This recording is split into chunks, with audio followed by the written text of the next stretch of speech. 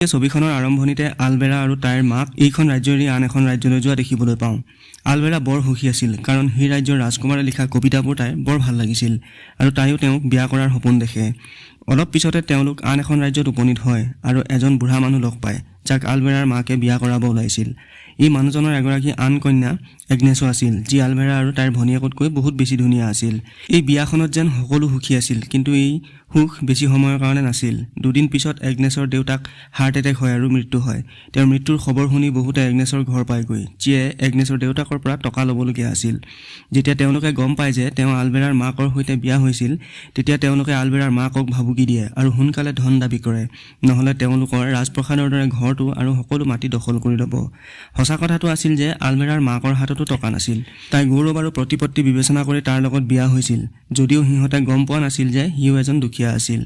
এই পাওনাদাৰসকলৰ পৰা তাই কেইমাহমানৰ সময় বিচাৰিছিল আৰু তেওঁলোক যোৱাৰ কিছু সময়ৰ পাছতেই তাই মুচকচ হৈ পৰি গৈছিল। তাই চিন্তিত হৈ পৰিছিল যে এতিয়া তাইৰ বয়স বহুত বাঢ়ি গৈছে আৰু এতিয়া কোনো তাই ধনী মানুহক তাই সৌন্দৰ্য ফাণ্ডত আবদ্ধ কৰিব নোৱাৰিব আৰু বিয়া হৈও তাইৰ এই অৱস্থা উন্নতি কৰিব নোৱাৰিব। এতিয়া তাইৰ সঞ্চয়ো বহুত কমি গৈছে। মাকৰ অৱস্থাত আলবেৰাই কৰোণা অনুভৱ কৰিলে আৰু তাই মাকক ক'লে যে আপুনি চিন্তা নকৰিব, মই এই ঠাইৰ ৰাজকুমাৰ জুলিয়ানক বিয়া কৰাম আৰু সকলোখিনি আগৰ দৰে ঠিক হৈ যাব। আলবেৰাৰ মাকে সিফালৰ পৰা আলবেৰালৈ চালে। তাই ধুনীয়াও নাছিল আৰু বহুতে তাইক ভালো পোৱা নাছিল। এনে পৰিস্থিতিত ৰাজকুমাৰে তাইক ভাল পোৱাটো এটা অলৌকিকতাহে হ'ব পাৰে। এইদৰে আলবেৰাৰ আন এগৰাকী ভনীয়েক আছিল যি বৰ মৰম লগা আছিল, কিন্তু তাইৰ এতিয়া বিয়াৰ বয়স হোৱা নাছিল। গতিকে আলবেৰাৰ মাকৰ হাতত আছিল কেৱল আলবেৰাক বিয়া কৰাই দিয়াৰ এটা বিকল্প। ইয়াত এগ্নেছেও তাইৰ জীৱনটোক লৈ বৰ বিচলিত হৈছিল। ইমানবোৰ উত্তেজনাৰ মাজত য'ত তাইৰ মাক নাছিল আৰু এতিয়া তাইৰ দেউতাকো নাই। তাই দেউতাকৰ মৃতদেহৰ সন্মুখত বহি মাকক প্ৰাৰ্থনা কৰে যে এই সকলোবোৰ যেন ঠিক কৰি দিয়ে। বাৰু কিছুদিন পাৰ হৈ যায় আৰু এই সমগ্ৰ ৰাজ্যত ৰাজমন্ত্ৰীয়ে ৰাজ্যৰ পৰা ৰাজকীয় বাৰ্তা লৈ আহে, য'ত কোৱা হৈছে যে ৰাজকুমাৰ জুলিয়ানে বিয়াৰ বয়সত উপনীত হৈছে আৰু তেওঁৰ বাবে এজনী ছোৱালী বিচাৰিবলৈ আজিৰ পৰা 4 মাহমানৰ পিছত ৰাজ্যখনত এক অনুষ্ঠান অনুষ্ঠিত হ'ব, য'ত ৰাজ্যৰ বিভিন্ন প্ৰান্তৰ পৰা ছোৱালী আহিব আৰু যিগৰাকী ৰাজকুমাৰে পচন্দ হ'ব তেওঁৱেই এই ৰাজ্যৰ ৰাজকুমাৰী হ'ব। সেই অনুষ্ঠানলৈ আহিব বিচৰা অবিবাহিত ছোৱালীবোৰে ৰজা মন্ত্ৰীৰ ওচৰত নাম পঞ্জীয়ন কৰি লয়। ধৰি লওক ই এক প্ৰকাৰৰ প্ৰতিযোগিতা আছিল, য'ত সকলোৱে নিজকে নিখুঁত দেখুৱাব লাগিছিল আৰু তেওঁলোকৰ হাতত নিজকে নিখুঁত কৰিবলৈ মাত্ৰ 4 মাহ সময় আছিল। এইখন ঘৰৰ পৰাও ইতিমধ্যে জুলিয়ানক বিয়া কৰাব বিচৰা আলবেৰাই এগ্নেছৰ সৈতে নাম পঞ্জীয়ন কৰে। যদিও এতিয়া বিষয়টো আছিল যে আলবেৰাৰ মাকৰ দৰে সাধাৰণ চেহেৰাৰ ছোৱালী এজনী ৰাজকুমাৰে কিয় ভাল পাব, গতিকে তাই আলবেৰাক যিকোনো প্ৰকাৰে নিখুঁত দেখাব বিচাৰিছিল। সেইবাবেই তাই আলবেৰাক প্লাষ্টিক চাৰ্জনৰ ওচৰলৈ লৈ গ'ল।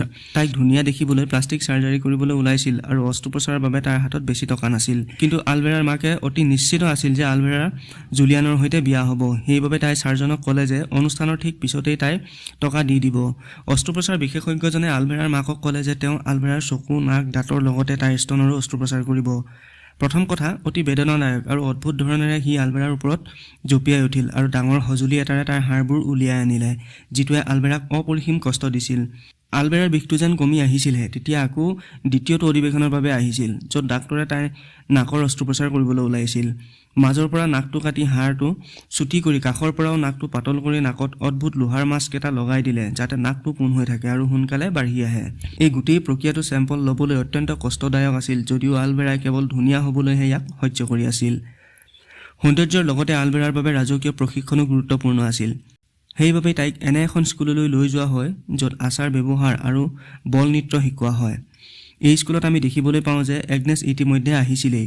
মিছ ছফিয়াই আহি সকলোকে কয় যে তাই আৰু তাইৰ বন্ধুসকলে তেওঁলোকক খোজ কঢ়া, কথা কোৱা, বহা আৰু উঠাৰ আচাৰ ব্যৱহাৰ শিকাব আৰু লগতে বল নৃত্যও শিকাব। কিন্তু ইমান কষ্টৰ পিছতো সকলো ছোৱালীয়ে সেই অনুষ্ঠানলৈ যাব নোৱাৰিব। মাত্ৰ 16 গৰাকী নিৰ্বাচিত ছোৱালীকহে আগবাঢ়ি যোৱাৰ সুযোগ দিয়া হ'ব আৰু তাতেই তেওঁলোকে সেই অনুষ্ঠানলৈ যাব আৰু অতি সোনকালে তেওঁলোকৰ অনুশীলন আৰম্ভ হ'ব। দিনবোৰ পাৰ হৈ গৈ থাকে আৰু প্ৰতিদিনে মিছ ছফিয়ে দেখে যে এগ্নেছ অৰ্থাৎ আলবেৰাৰ ষ্টেপ ভনীয়েক আলবেৰাতকৈও ভাল আছিল আৰু সকলো দিশতেই গোটেই গোটটোতকৈও ভাল আছিল। তাই ইতিমধ্যে বহু আচাৰ ব্যৱহাৰ জানিছিলেই। তাইৰ নৃত্যও বৰ ভাল আছিল আৰু তাই অত্যন্ত ধুনীয়াও আছিল। সেয়াও স্বাভাৱিক। সেইবাবে মিছ ছফিয়ে এই কথা দেখি এগ্নেছক সন্মুখলৈ আনে আৰু আলবেৰাক শেষৰ শাৰীত থিয় কৰাই দিয়ে, য'ত কম ধুনীয়া ছোৱালীক থিয় কৰাৱা হয়। এতিয়া এগ্নেছ আৰু আলবেৰা ঘৰলৈ আহে আৰু এগ্নেছে আলবেৰাৰ মাকক অনুৰোধ কৰে যে এতিয়া আমি মোৰ দেউতাৰ অন্ত্যেষ্টিক্ৰিয়া কৰিব লাগে। আমি তেওঁৰ মৃতদেহ পুতিব লাগিব কাৰণ তেওঁৰ মৃতদেহ পচিবলৈ আৰম্ভ কৰিছে। ইয়াৰ উত্তৰত আলভেৰাৰ মাকে তাইক কয় যে সেই অন্ত্যেষ্টিক্ৰিয়াটো কৰিবলৈ মোৰ হাতত পৰ্যাপ্ত পৰিমাণে পইচা নাই।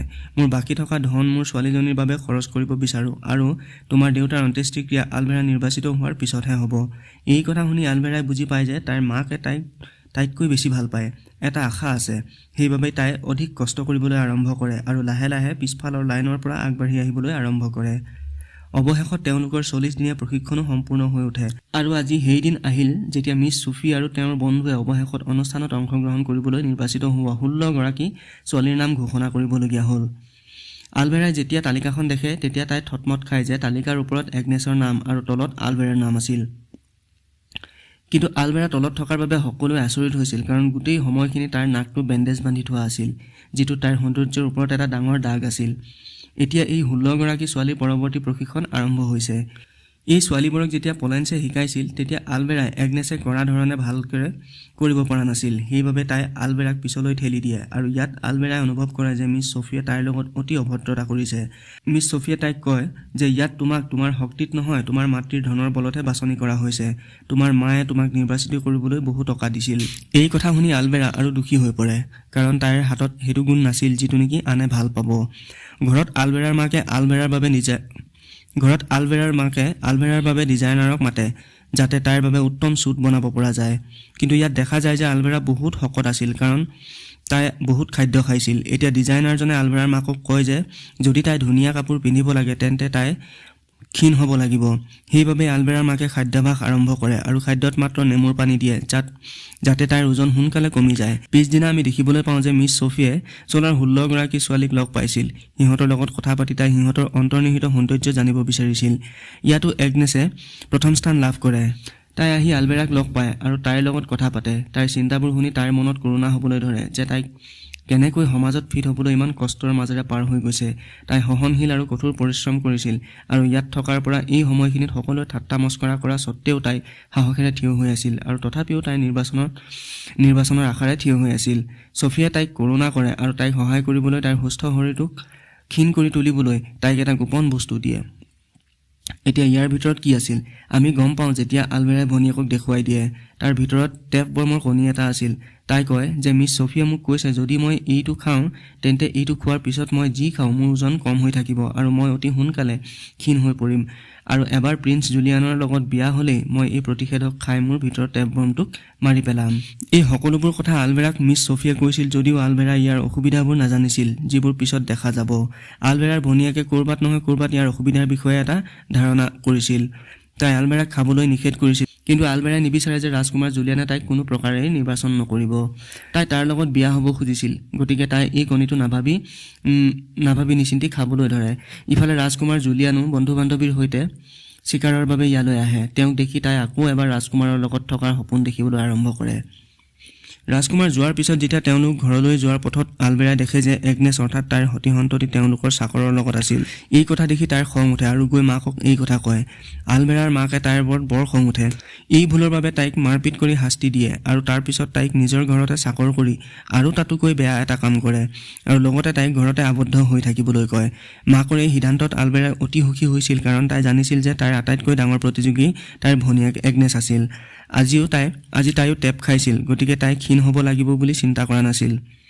তাই মাকৰ পৰা লুকুৱাই বহুত খাদ্য খায় আৰু এগ্নেছে তাইৰ বাবে এই খাদ্যটো লৈ আহিছিল, কাৰণ ক'ৰবাত নহয় ক'ৰবাত এগ্নেছেও বিচাৰিছিল যে আলভেৰা ক্ষীণ নহওক। এতিয়া কাহিনীটো 3 মাহ পাৰ হৈ গ'ল। শেষত আলভেৰাৰ নাকৰ পৰা এই মাস্কটো আঁতৰাই দিয়া হয় আৰু দেখে যে তাইৰ নাকটো অতি সুন্দৰ আকৃতিত আহিছিল। তাই অস্ত্ৰোপচাৰ সফল হৈ তাইক আগতকৈ বেছি ধুনীয়া দেখিবলৈ ধৰিলে। আলভেৰাই সেই অনুষ্ঠানলৈ যাবলৈ সম্পূৰ্ণ উৎসাহেৰে প্ৰস্তুতি চলাইছিল। আনহাতে এগ্নেছে ঘৰৰ চাকৰৰ দৰে কাম কৰি আছিল, আনকি তাই নিজেই গৰুৰ গাখীৰো খীৰাইছিল। তাইৰ অৱস্থা দেখি আলভেৰাই ভিতৰৰ পৰা সুখী অনুভৱ কৰি আছিল।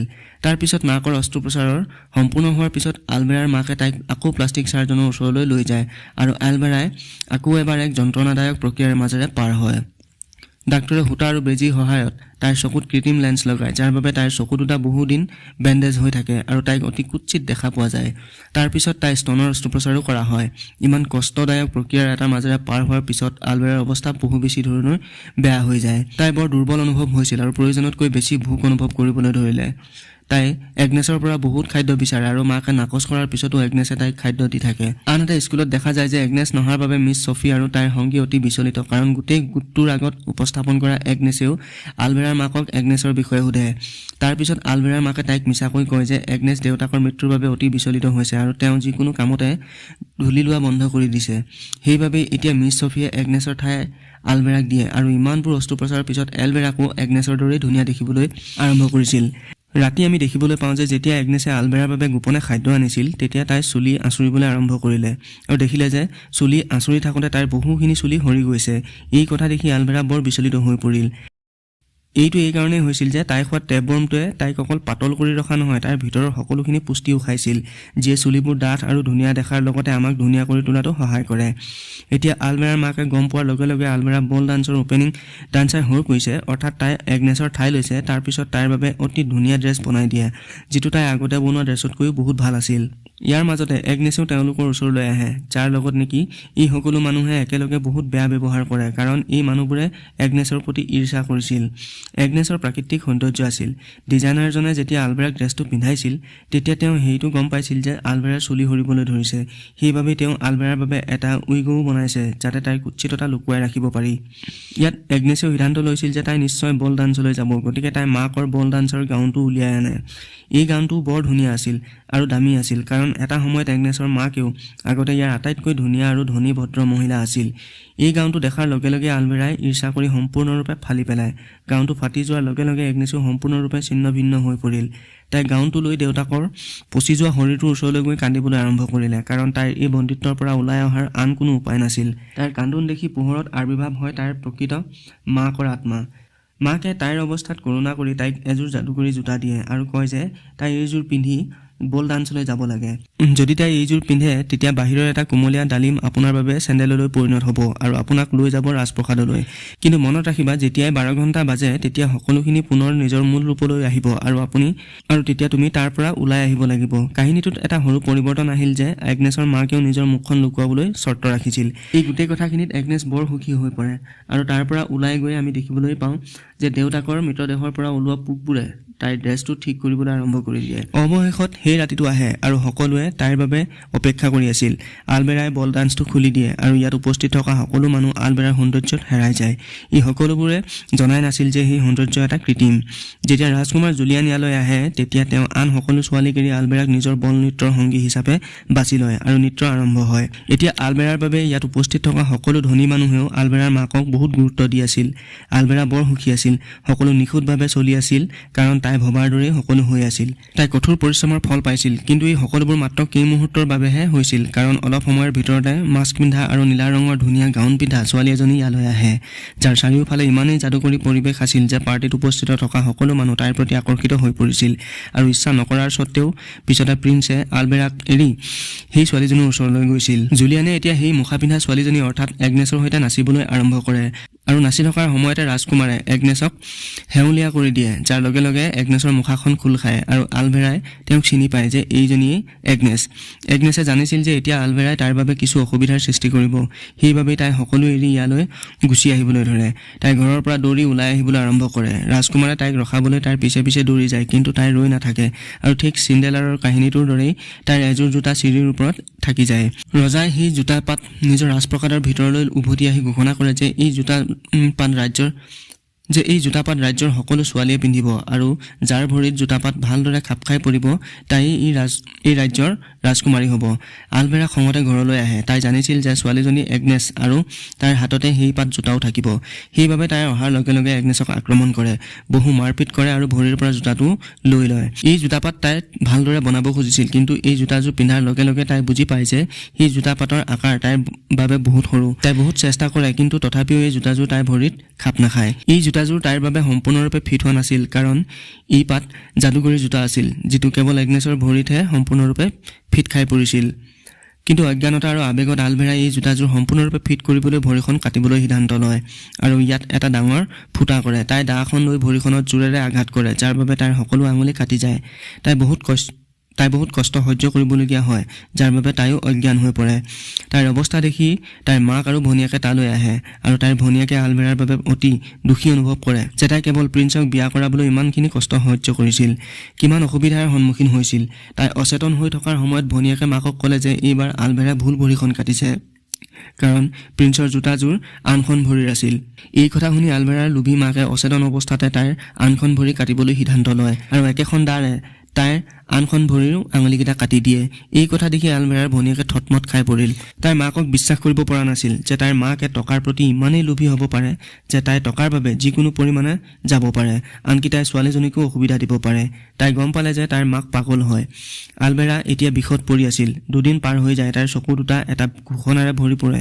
এটা খবৰ মুকলি হয় য'ত কোৱা হয় যে ৰাজকুমাৰ জুলিয়ান নিজেই তেওঁলোকৰ ঘৰৰ ফালে আহি আছে। সেই জোতাটো পৰীক্ষা কৰিবলৈ বিষত ভুগি থকা আলভেৰাই কেনেবাকৈ উঠি তাৰ পৰা যাবলৈ চেষ্টা কৰে, কিন্তু তাই খোজ কাঢ়িব নোৱাৰিলে। আনকি তাই বিচনাৰ পৰাও তললৈ সৰি পৰিল, কিয়নো তাই থিয় হৈ থাকিব পৰা নাছিল। গতিকে তাই কান্দি কান্দি ওলাই আহিল। এতিয়া তাই চিৰিৰে নামিবলগীয়া হ'ল। যেতিয়া তাই কান্দি কান্দি চিৰিৰে নামিবলৈ আৰম্ভ কৰিলে, তেতিয়া তাই চিৰিৰে তললৈ সৰি বহুত বেয়াকৈ আঘাত পায়। তাইৰ মুখখন ওলোটা হৈ পৰে। তাই দেখিছে যে এগনেছে নিজেই এগনেছৰ পৰা ফালি পেলোৱা একেটা গাউন পিন্ধি থিয় হৈ আছিল আৰু এতিয়া সেই গাউনটো আগৰ তুলনাত বহুত বেছি ধুনীয়া হৈ আছিল। ইফালে ৰাজকুমাৰ জুলিয়ান ইয়াত উপস্থিত হৈ সকলোকে জোতা পিন্ধিবলৈ অনুৰোধ কৰে। এগনেছে সেই জোতাযোৰ পিন্ধে আৰু জোতাযোৰ তাইৰ লগত খাপ খাই পৰে, যাৰ বাবে ৰাজকুমাৰ জুলিয়ানে গম পায় যে সেইদিনা নাচি থকা ছোৱালীজনী এগনেছে আছিল। তেওঁ তাইক বিয়া কৰাবলৈ সিদ্ধান্ত লয় আৰু ইয়াৰ পৰা তাইক আঁতৰাই নিবলৈ আৰম্ভ কৰে। এই কথা দেখি আলভেৰাই তিক্তভাৱে কান্দিবলৈ আৰম্ভ কৰে। তাইৰ কষ্টৰ অৱস্থা বৰ বেয়া আছিল। তাই ইমান কষ্ট পাইছিল, ইমানবোৰ কাম চেষ্টা কৰিছিল, কিন্তু তথাপিও তাই ৰাজকুমাৰক পাব পৰা নাছিল।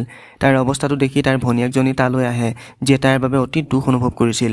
তাই খৰধৰকৈ আলভেৰাক সেই প্ৰতিষেধকটো খাবলৈ বাধ্য কৰে, যিটো মিছ ছফিয়ে তাইক তাইৰ ভিতৰৰ টেপৱৰ্মটো মাৰি পেলাবলৈ দিছিল। এই প্ৰতিষেধকটো খোৱাৰ লগে লগে তাইৰ ভিতৰত টেপৱৰ্মটো ওলাই আহিবলৈ আৰম্ভ কৰে। তাইৰ ভনীয়েকে সকলো টেপৱৰ্ম উলিয়াই আনে আৰু আলভেৰাৰ অৱস্থা আগৰ তুলনাত বেয়া হৈ পৰে। কথাবোৰ ভাল হয় আৰু তাৰ পিছত আলভেৰাৰ ভনীয়েকে আলভেৰাক ডাঠ কাপোৰ পিন্ধি ইয়াৰ পৰা তাইৰ লগত পলাই যাবলৈ কয়, কাৰণ তাই জানিছিল যে তাইৰ মাকে টকাৰ বাবে পাগল আৰু এনে পৰিস্থিতিত তাই বহুখিনি ক্ষতি কৰিব পাৰে। নিজকে বচাবলৈ দুয়োগৰাকী ভগ্নীয়ে মাকক এৰি ইয়াৰ পৰা পলাই যায়, যাতে তেওঁলোকে নিজৰ জীৱনটো সহজে কটাব পাৰে আৰু লোভী মাকৰ প্ৰভাৱত আহি আলভেৰাৰ দৰে আৰু বেয়া কাম নকৰে। কাহিনীটো ইয়াতে শেষ হৈছে।